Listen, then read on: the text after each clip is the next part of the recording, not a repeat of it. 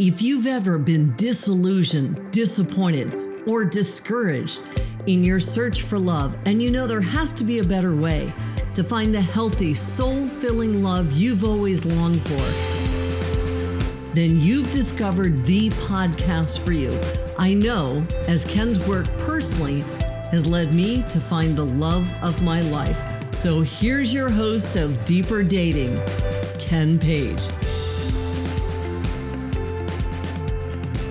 Hello, everybody, and welcome to this very special episode of the Deeper Dating Podcast. I'm Ken Page. I'm a psychotherapist. I'm the author of the best-selling book, Deeper Dating, the host of your podcast here. And today I am so excited because I have Julie Kravchik and Yue Xu, who are the hosts of the amazing, fabulous, wonderful Dateable podcast and the authors of the book, which just came out, How to Be Dateable. These folks are intrepid adventurers in the land of dating, and they're smart, and they're wise, and they're funny, and they're down to earth, and they are real, and they are treasure troves of wisdom when it comes to the world of dating and intimacy. So we're going to have a lot of fun there, going to have so many fabulous things to share. And they have concepts that they've developed that I think are incredibly helpful, and they are absolute delights. So super excited about jumping in. And let me just say that in this and every episode, my commitment is to share with you the insights and tools that will most help you find, keep, and nourish healthy love and heal your life in the process, because the skills of dating are nothing more than the skills of intimacy, the greatest skills of all for a meaningful life. So if you want to learn more about this work, just go to deeperdatingpodcast.com. You'll find transcripts of this episode and every episode, and lots of free resources if you join my mailing list. So with that, welcome Yue, welcome Julie. So glad to have you here. Oh, our dear, dear friend Ken. I was silently screaming during that intro, like a little girl, like, ah, We're you're the so best. excited to be here. Oh, you folks too. We have done a number of episodes together. Yeah. I've been on your show, you've been on my show, and I don't know, there's a quality of integrity that I think in the land of dating is breathtakingly absent, and you both are filled with it. So I have about 1 million questions I want to ask you, but first I want to introduce you more formally and tell about who you are and what you do. So Julie and Yue are active daters turned dating insiders and top influential voices of modern dating, relationships, and connection in the digital world. They are the authors of the newly out, and I'm sure to be bestseller, How to Be Dateable, the essential guide to finding your person and falling in love. And they're the co-hosts of the hit podcast Dateable, which has been named one of the top podcasts about modern dating and relationships by the New York Times, the Huffington Post, Oprah Daily, and more. And they're also the hosts and executive producers of the dating experiment show Exit Interview. Julie brings her background in human-centered design and research, while Yue shares her experience as a dating coach. And together, you can find them at dateablepodcast.com and at Dateable Podcast. So welcome, welcome, welcome. So glad to have you here. Yay. And that's the end, right? That's the episode. And ta-da! Well, you got a lot to say about what you do, which is, we're going to get to that, but I got 1 million questions for you. Okay. So I'm going to just jump in here with some of my questions. And when I'm looking down, I'm just looking at the questions that I have. Go for So it. I'm really interested in this one. What are some ways that dating culture today is setting people up to fail, despite having more options than ever before? Love to hear about that. We have many thoughts about that.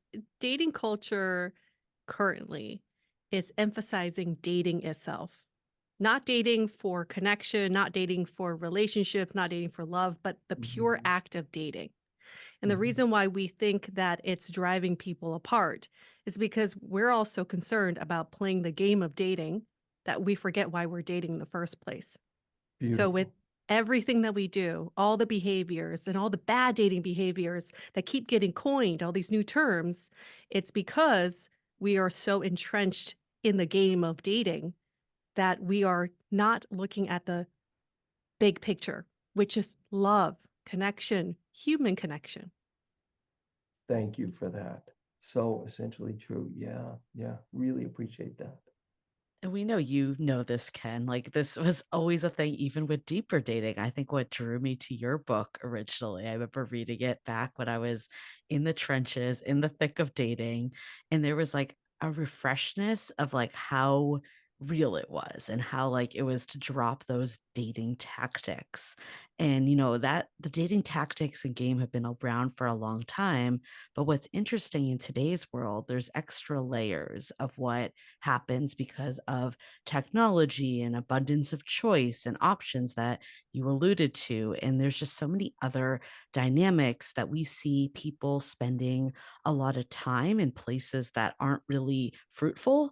Like we see a lot of time spent on Yes. analyzing text messages Yeah. or dating profiles or what line should I send. And it's not like these aren't factors, but it's almost like a disproportionate of time and energy spent here, which of course burns people out because you're not even talking to another human being. Yeah.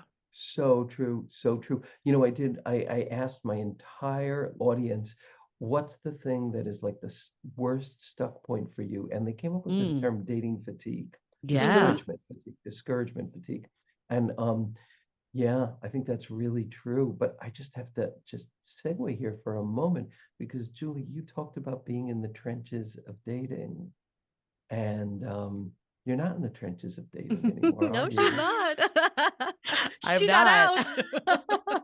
I mean, it's funny because this is Well, you'll clearly. live there with everyone in your Yeah, yeah, audience. right. Oh, Yeah. I have enough experience to feel like Yes. I'm still very much relating.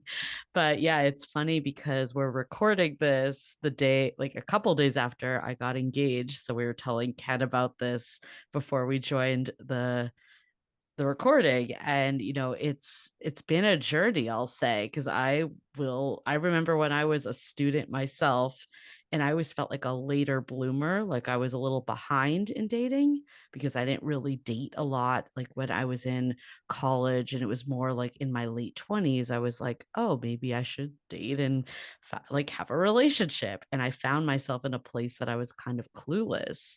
And I remember getting all the books and a lot Mhm. of them led me astray. Like a lot of them led Yeah. me to bad, inauthentic behaviors. And again, your book was one of the rare few in that like cohort of Mm. books that came out. And, that I think is part of why UA and I started this too. Like clearly at that point, I had more dating experience, but we were both very confused of what was happening in modern dating. And our goal at the time of starting Dateable was just to unpack it and understand it for ourselves because it was a Yeah. challenge for the two of us as well. Yeah. Yeah. Wonderful. And congratulations. Thank you. And it's the quality of the two of your connection is just such a joy to see. Like Yue is the one who told me this news, and just seeing her joy at your engagement was just wonderful too. I We're mean, UA officially is. a throuple. This is this is why we're welcoming this new partner into our partnership. I was I gonna say UA love is it. still my number one life partner, no matter what happens. So Longest for sure. Wonderful. Okay, so um, you've kind of developed so much fabulous thinking around this that I really want to kind of mine that. And you've kind of developed a concept of the four traps of modern dating. Can you tell us about those traps and how to get out of them? I think one of them that I fell hard for was this expectation of love on demand. Because in a very tech forward society that we live in, we expect everything to be delivered in 2 seconds or 2 minutes or 2 hours or 2 days. Anything longer than what we expect, we think that it's Mhm. not worth it or it's not right for us. And we translate that into our personal lives, into our relationships. So when, let's say, you're creating a relationship with someone and things get hard, people tend to say, forget it. It's just taking longer than expected, or this person is not where I am in terms of timeline. I'm going to get out. And I would even say that Julie and I both were guilty of this in a lot of our earlier dating during this podcast, where we're like, you know what? It's a red flag, or we're getting out. Like, this is it. No, I, I, I don't want to put up with this. But now we realize after 10 years of doing this podcast, love is created, love is built, and love takes time. And if we expect for love to just appear like an Amazon package, then we're setting us up for disappointment because it doesn't work like that. Mm. I think with You were all going to of say the something, Julia? Yeah, with all of these traps, our book is called How to Be Dateable, but we believe everyone is dateable. Like, we believe fundamentally everyone is dateable.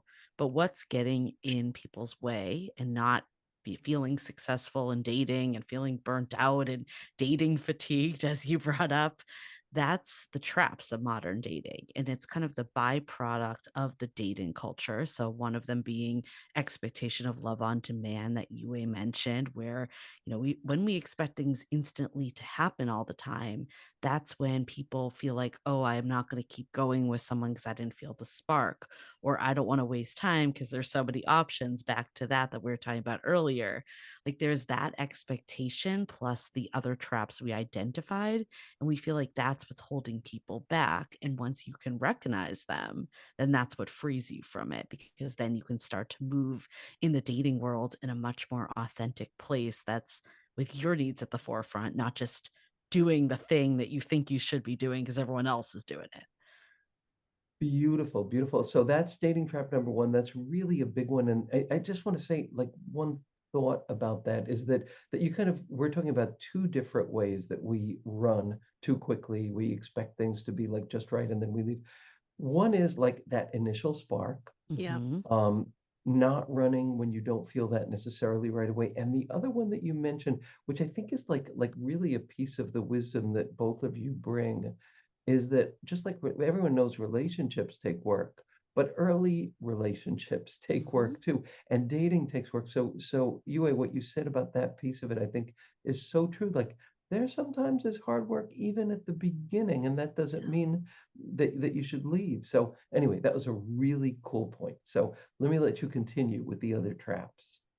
Yeah. I mean, another one that's near and dear that we see a lot of people falling for, including ourselves, is what we call the settling paradox, where we're so afraid to settle. The last thing we want to do is settle. We have a list of Yeah. all the characteristics we need in a partner, many of which maybe aren't actually what we need and they're not what matters.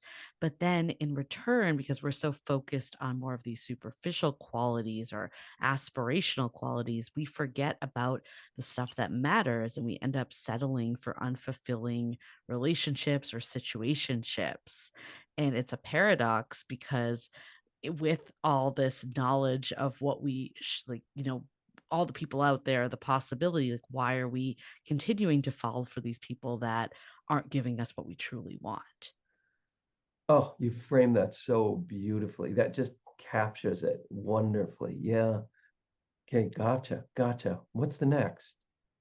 And then we've got the validation trap. This is in a world of social media where validation is so obvious and apparent and observable that we Yeah. fall for this trap where we kind of relinquish our self worth to other people. And what happens in this trap that we've seen is that people lose themselves in trying to get validation from others. So how this translates on dating apps is people just want to swipe and get the matches. And once they get the matches, there's a dopamine hit and they want to get more matches. And then we hear daters saying, I'm not getting enough matches, or I'm just not getting as many as my friend. It's that validation comparison. But then we ask, how many people are you trying to date here? Like, don't you just want one, like, ultimately? So it's a trap we all fall for because of the society and the media and the culture that we live in. But if we recognize it, then we know not to relinquish our self-worth and let our self-worth be dependent on someone else's opinion of us. So clearly we know that there are worlds in what you just said, worlds of pain, of losing ourselves, of losing the main picture, of losing our self-worth. And swipe apps, we know that clinically those that they really encourage anxiety and depression. They Mhm. fuel that for these very reasons. So I just want to acknowledge the profundity of this trap, how much it hurts, how vulnerable it makes us. Yeah. Any thoughts on how to get out of that one? I just want a second before we go into how to get out, like how much this trap shows up. Like for me, I know Yeah, this was a huge thing. And I can hear people saying, like, well, I don't necessarily need all the matches, but it's other ways too. It's like when you're more focused on, I think our society just puts being in a relationship at a higher tier than being single. It's like if you're a relationship, you've been saved, you figured it out. And if you're single, like what's wrong with you? And there is absolutely nothing wrong with being single for the first, for the record, but that is like the societal trope that exists. And when dating becomes about more than just finding the right person, because like it's so public that we feel like we have to compare ourselves to our friends and why aren't we there yet, and the internal pressures that happen, like all of that also plays into the validation trap. So I think a yeah. first step of maybe getting out of it too is recognizing like what is it actually bringing up for you. Like when you don't get that text back, there's probably a deeper prioritization wound or something that's happening for you. And I like to look at dating as a mirror because I think that's a good way to reflect back on like what's happening for you so you can do that work to like heal that piece and not necessarily look at dating as that form of validation. Right, right. Yeah, yeah. Super helpful, super helpful. And I think just the naming of this trap is Mhm. really helpful because it's just so easy to get into that compare and despair. I was just in one of my intensives, and a number of people were talking about like how like they're doing okay, they go on online dating, then they see other people's profiles Yeah. Yep. who are like their competitors, they feel like, and Yeah. it's just like they just get sunk. There's so many ways to get kind of sunk in that process. So thank you for naming that. That's it's a really big one, a really important one. And there was one more too, right? Yes. And this is all what's causing dating fatigue, by the way, because all these traps pull us away from our most authentic selves. So the fourth Right. one we see to be very common for most daters, which is this concept called relationship chicken, where you have people wanting to get into relationships, but we do everything opposite in dating.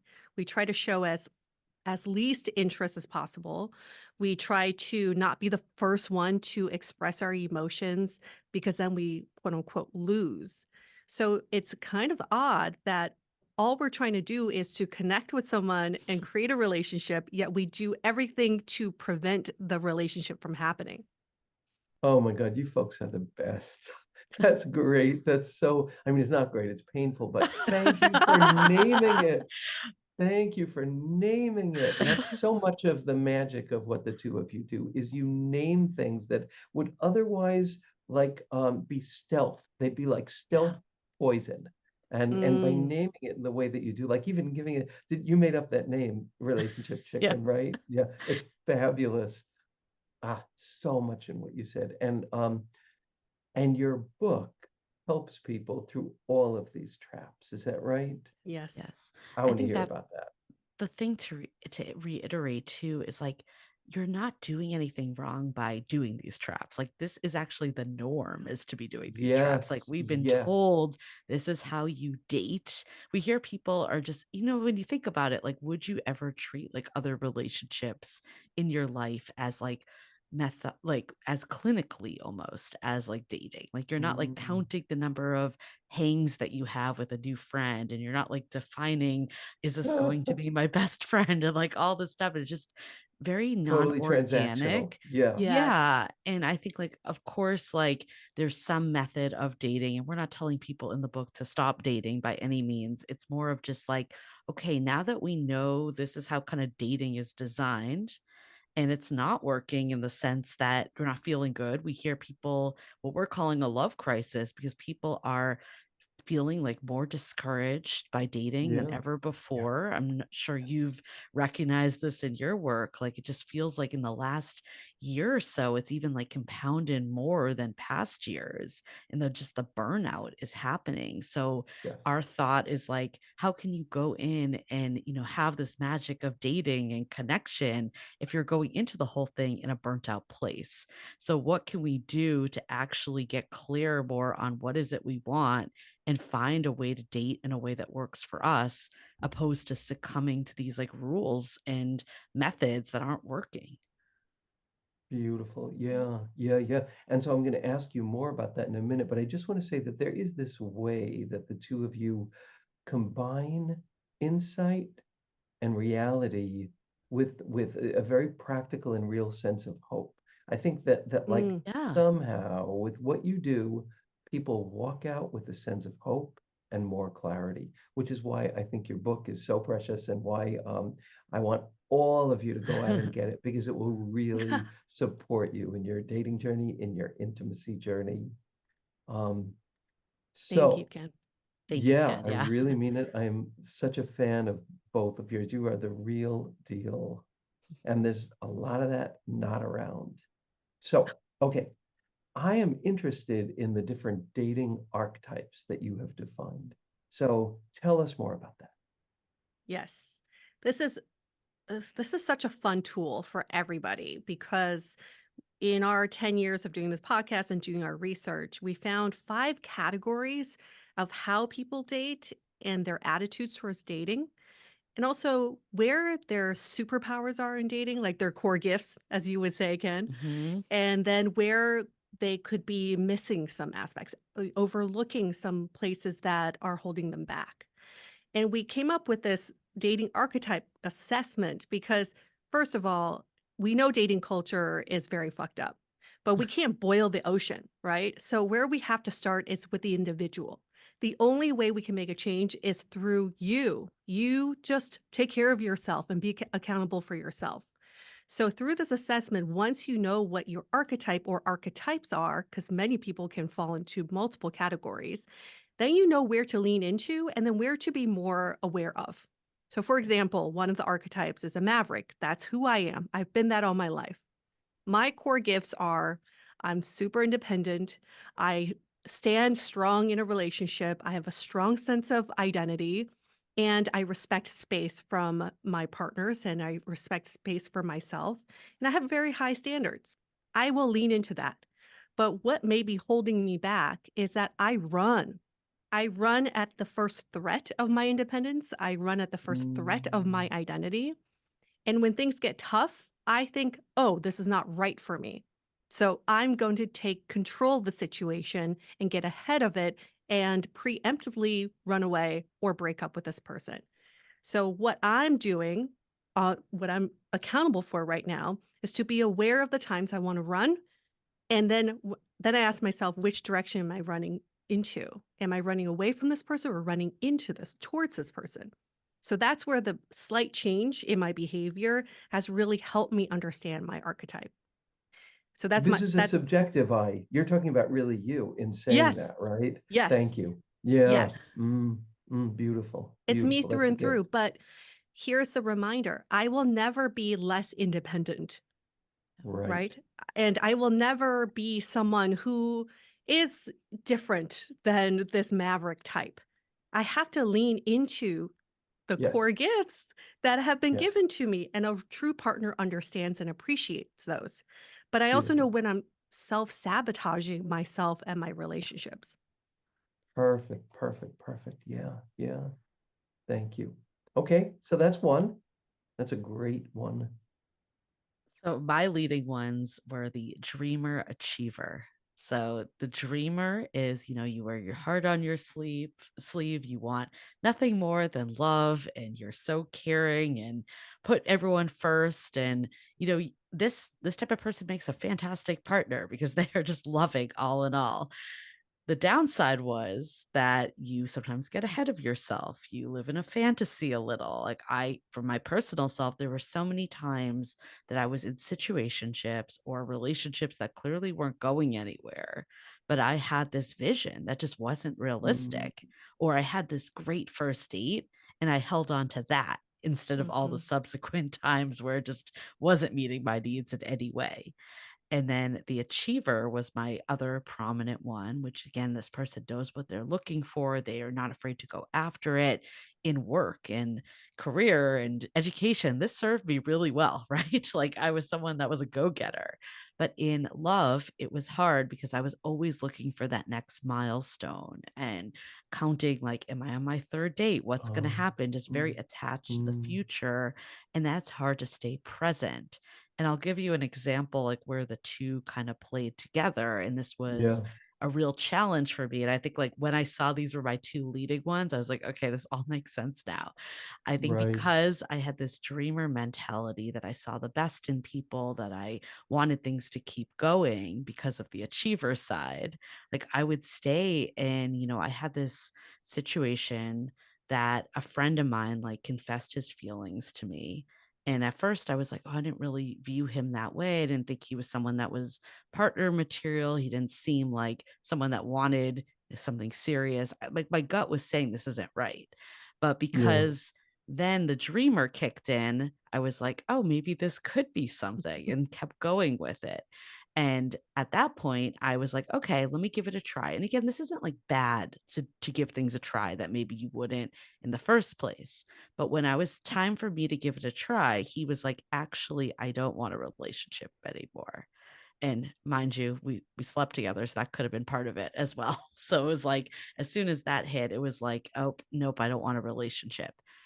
If I was the dater Mm, I am today, I would have stepped back at that point. I would have been like, "Okay, I gave it my all. Said he's not right, looking for a relationship. Gonna take that at right. face value. I'm Mm, not gonna try to do anything." But back when my achiever was really kicking in, I was like, "Okay, this is ammunition to double down. I'm gonna change this person. I'm gonna make them want to be with me." And I'm like sad to say that it was like 2 years that was kind of this like friends with benefits, like clearly was not meeting what I wanted. But again, the fantasizer, like the dreamer in me, saw it as like so much more than it was. Like I thought I was like in love with this person. So you can see how this can really prevent you from stepping away and meeting people that are at your level and that, could be really great partners. And finally acknowledging that it allowed me to date in a much more realistic way. yeah, Yeah. yeah. Wonderful. And I can see these things as being such incredible seducers away Mhm. from like the Mm, authentic intimacy. Yes. All of these can yeah. seduce us away so easily. And there's more, right? Are there more archetypes? That's a very good word to use. We might have to steal that one, Ken. I think it's Mm, Seducers. yeah, those your seducers in your archetype. Well, the seducer for the thinker, which is one of the other archetypes. Let's start with the what the positives are. The thinker is someone who is deeply committed. This is a person that is intentional about their decisions, who has done their research. They are reliable, they're consistent, they're dependable.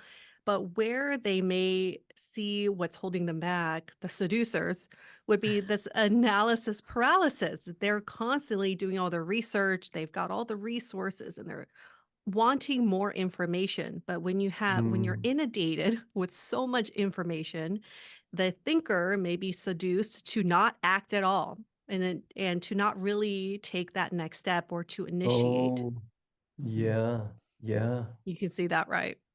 Yeah, that's really, really big. I can see all of these really clearly. And so those are the archetypes.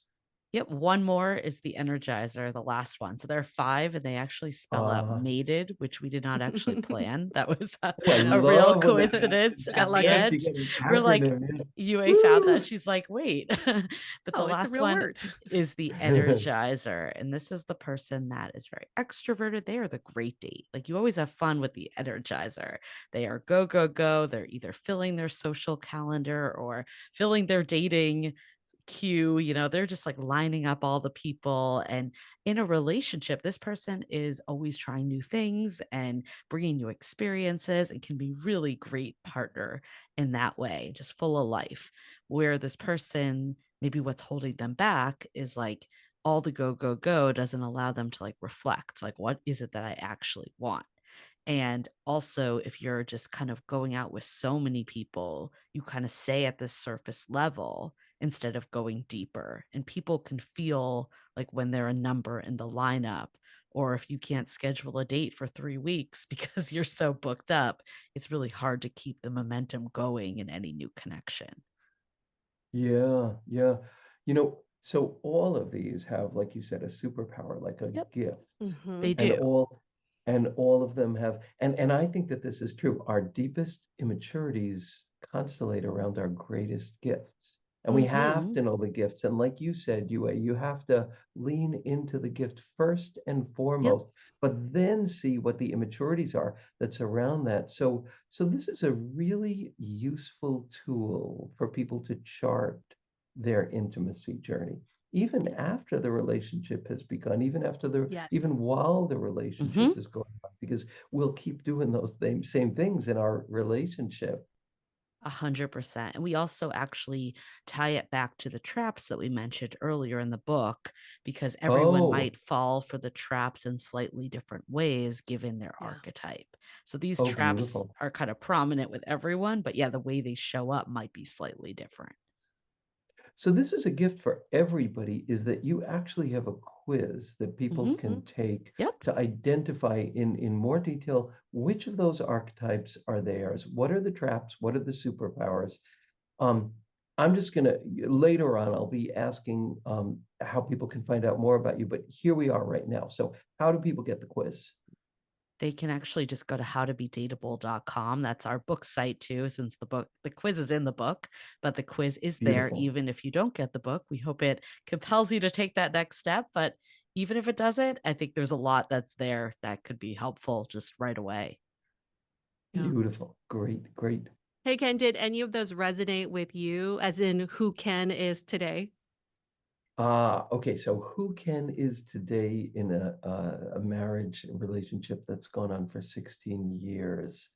Um, but I also think about who I was Mm. Hmm. in early dating, and I guess I would say like this swirl of gifts and neuroses that kind of like characterize my way of being. I would have to say that the thinker is a really, Hmm. really I could big see one that. for me. Yes.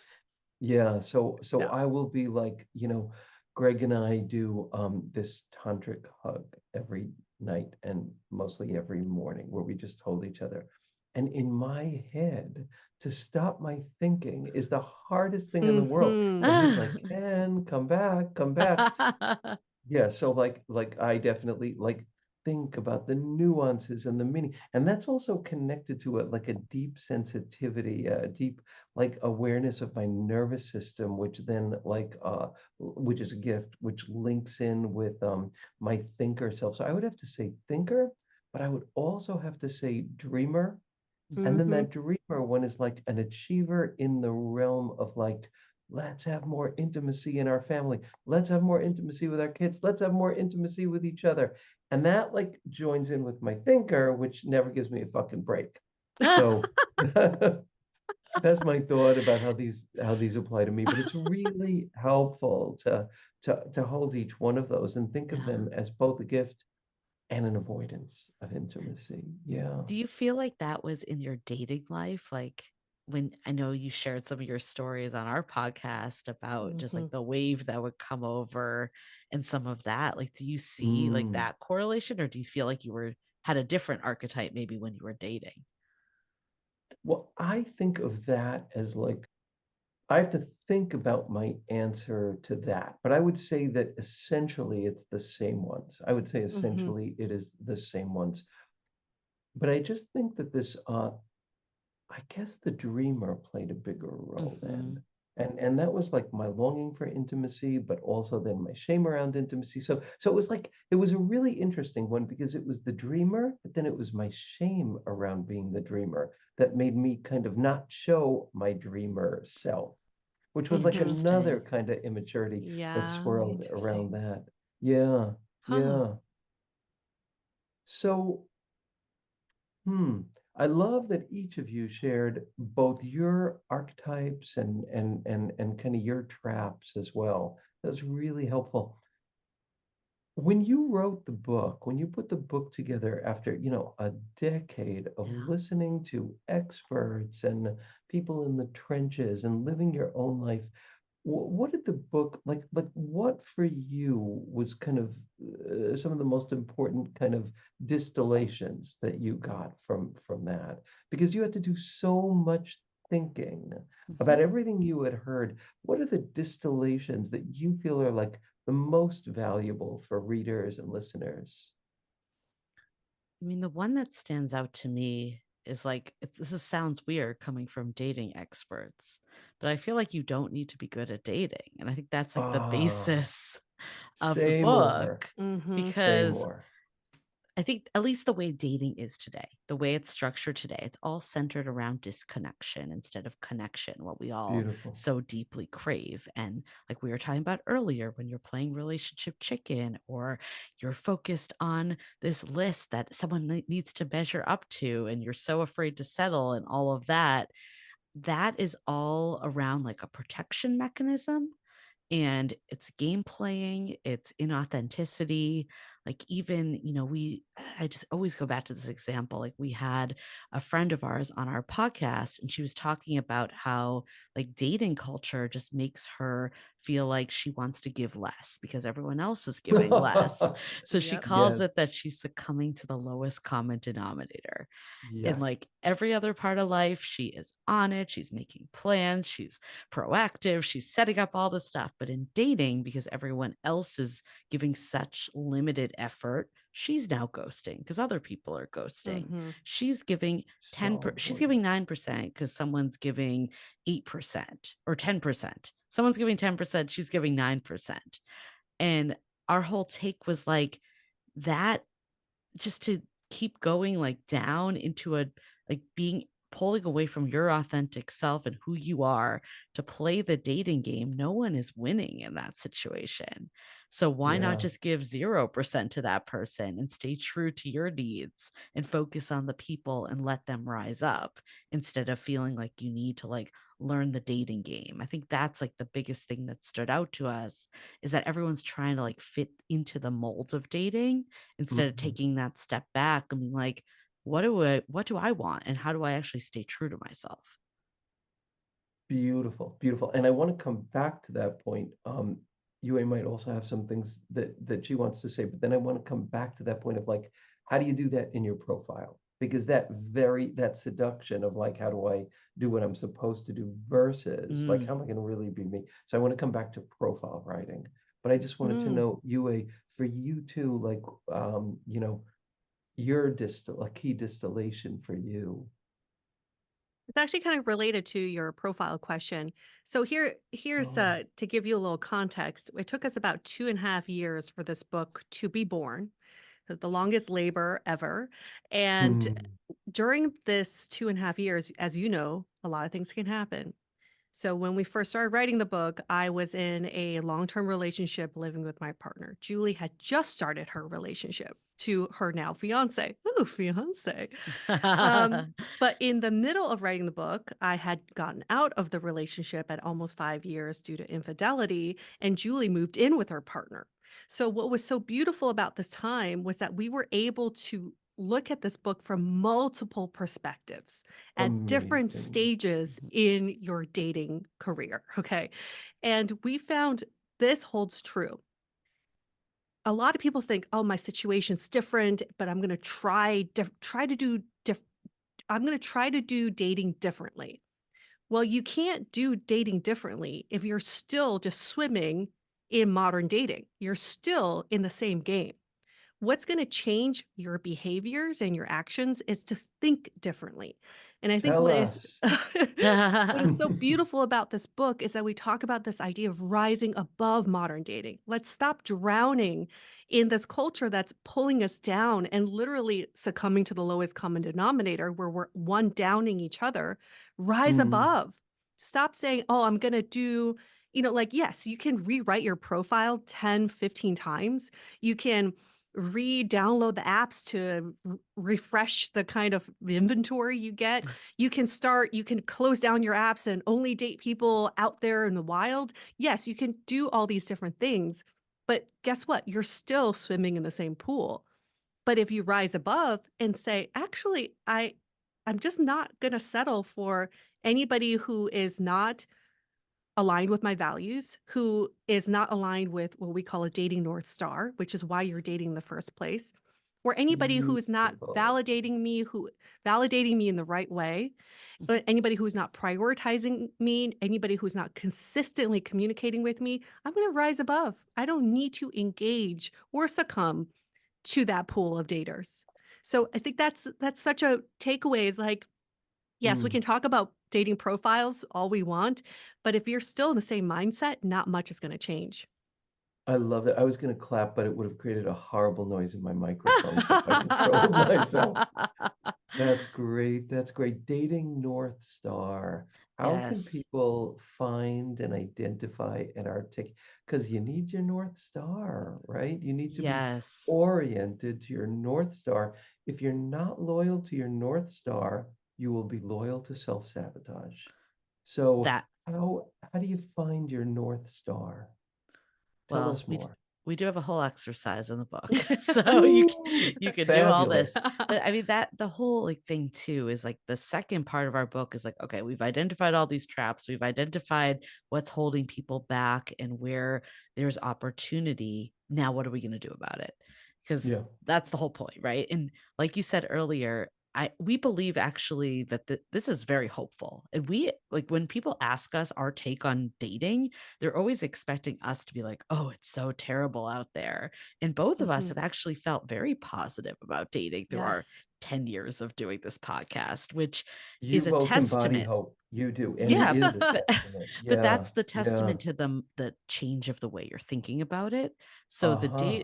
the dating North Star, I definitely attribute this to a huge part of what helped it freed me. I think it freed me to be like, Mhm. Yes. I'm going to invest in the right people and recognize a lot quicker when someone's not measuring up because looking This is back, everything. yeah, Mm. like one of the Mhm. biggest things, and again, everyone has what's holding them back. For me personally, as the dreamer and achiever, it was staying with the wrong people. That was 100% hands down why I didn't meet someone earlier.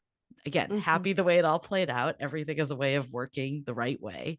But I think the dating North Star, it's twofold. And again, there's a whole exercise, but it's what's your reason for dating right now? Like, why are you dating? When we ask people, usually we get a generic answer like to be in a relationship, to have companionship.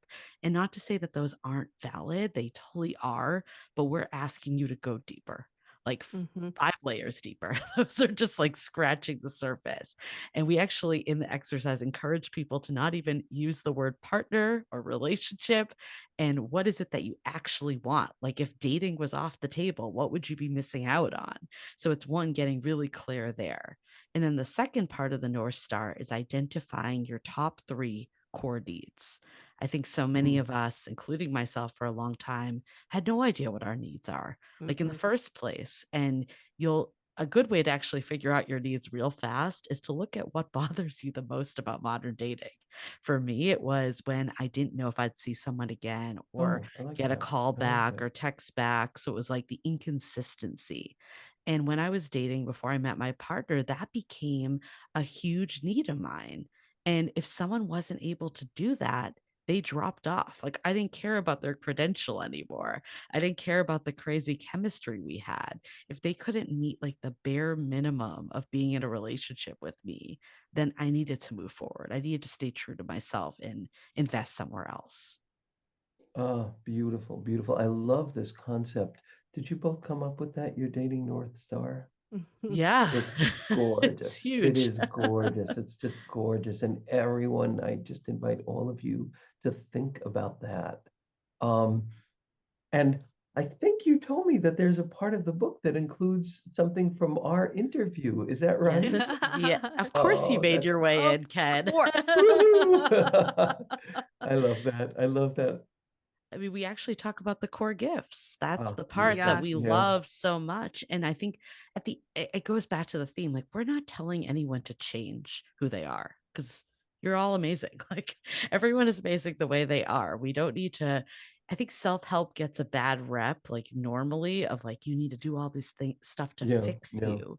And I think you and I, we're all on the same page. Like us Yeah. and you and Ken with your book, it's like we're not telling you to change who you are fundamentally. It's like, how do you just get out of your own way and unlearn the things that aren't actually helping in any way? Yeah. And what we talk about in actually our last, we have a framework that's the way out, but the last part is perseverance because it does take time to find your person. Of course, we wish everyone the second they read the book, they meet their person right away, but that's not always realistic. There is an element of time and just the right person showing up for you and being open to the right person.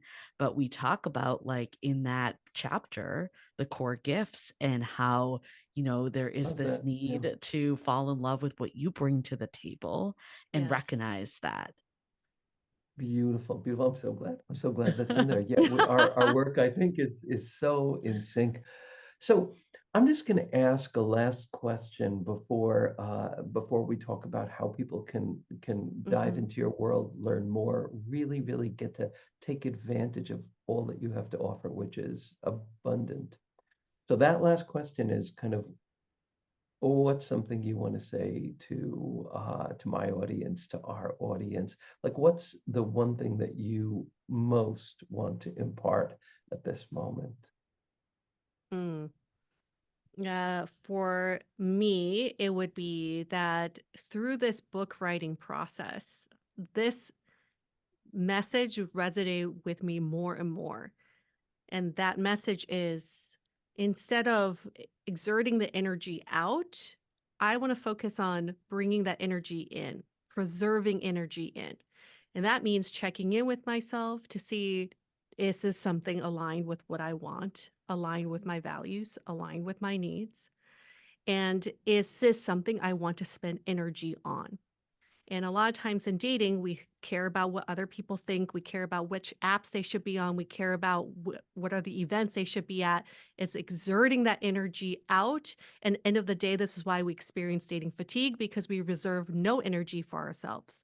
So I would say the main message that I'm taking away today for me is to prioritize my energy first, date myself first before I allow myself to share that energy with others. That is so counterintuitive, Mhm. wise, probably so much not what people expected you to say, but such a gift that it's actually that inner game that defines the outer journey. Yeah. And I love that. And I love the bravery because that's looking in instead of looking out. And God knows it's seductive to look out. So Very. thanks for the power of that message. Yeah. Yeah. Just to add on to what Yue said, I think what the way Yeah. you said that, it just comes from it's a place of like, I know my worth, I know my value, and Yeah. I'm like Yeah. in control in the sense that like I'm leading with what's important to me. I'm not letting others dictate my happiness or pull me down. And I think today with dating, we put so much emphasis on the other that a lot of this is counterintuitive. And really, when we Yeah. wrote this, it was like peeling back the layers on a lot of this to be like, actually, what is important? Is this the way? Like, it doesn't need to be this way. So I think first and foremost, like the counterintuitive, I think is maybe the word I would use to describe all of it. But the last message I think to leave your audience is trust in your timing. This one keeps resonating with me that Mhm. like Mm. while it's easy to be like, well, I wish I was further along or I didn't do all this, like I could look back at that situationship I mentioned, like why did I do that for 2 years? all of that, though, helped get me to where I am today. And we see this with daters, that the journey and understanding the growth that happens from dating is helping you get to a larger place. And it's hard to see in the moment. I think once you get there, you're like, everything made sense. Like I needed to do all this to get to where I Wow. am and to develop. So I guess the parting words are is if you're not where you want to be today, it's okay. You did nothing wrong.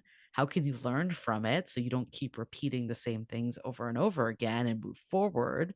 For me, it was like if someone tells me they don't want to be in a relationship, I'm not going to try to make them do that. Like Yeah. I'm moving forward. I've learned that and I will never stand for that again. Instead of shaming yourself of like, why did I stay for 2 years? Like we all have done things, but it's how do we move forward and trust in the larger vision? Mhm. Oh, so fantastic. I just think that the two of you are like the wise friend that everybody would want to be able to talk about this with, like really, really, really. And your book distills that, your podcast distills that. But I don't think anybody does what the two of you do in the way that you Oh. do. And I love that. So I'm You do, so Ken. That's why we love you. yeah, I do it in another way too, and that is why we love each other. And at different points in your journey, when we have had interviews together, I've gotten to hear about your story, you've gotten to hear about mine. Mhm. So it's wonderful that we do that. And I got lots more questions, particularly in the realm of sex and dating, that we won't have time for today, but I'd love to have you on again and get to ask those questions at a later point. I'd But be happy meanwhile, to. Yes. thank you. We are I can't deeper wait. dating I and can't dateable wait. or BFFs. So Deeper Yes, it's deeper true. dateable. It's Remember true. that was our oh yeah, that's who we That's are now. right. that's the crossover. Yeah. I love it. I love it. So, okay, how can everybody get to learn more about everything Dateable? Yeah. Well, howtobedateable.com. You can find out anything about the book. You can do the quiz that we mentioned. Also, of Mhm. course, you can find the book at Amazon, local booksellers, anywhere out there. And then dateablepodcast.com for everything else. And we are everywhere. We're book where podcasts are. We're on every platform and at Dateable Podcast on Instagram and other social media. And naturally, as You, podcasters, we do have an audiobook version of the book Yes. as well. And we highly recommend getting the companion, the hardcover, and the audiobook because there are a lot of exercises in there you may want to write in your book. And then some areas you may just learn by walking or driving. Yeah. So definitely get the companion book and audiobook. oh, I think that's a great idea. Yeah, because really, really, like something happens when you walk and you Yeah. listen, Yes. and something happens when you read and Yep. get to write. So, yeah, absolutely. Well, I think you both are just the best. I am so happy to have you here. Thanks for your wisdom and your fun. And I will have you on here again soon. And everyone buy the book because it's really, really, really worth getting. And listen to their podcast because they are just spectacular. Thank you. Thanks, Thank you, everybody. Ken. Looking forward to seeing you in the next episode of the Deeper Dating Podcast. And Yue and Julie, thank you so much for being here. We Thanks for appreciate you, having Ken. us.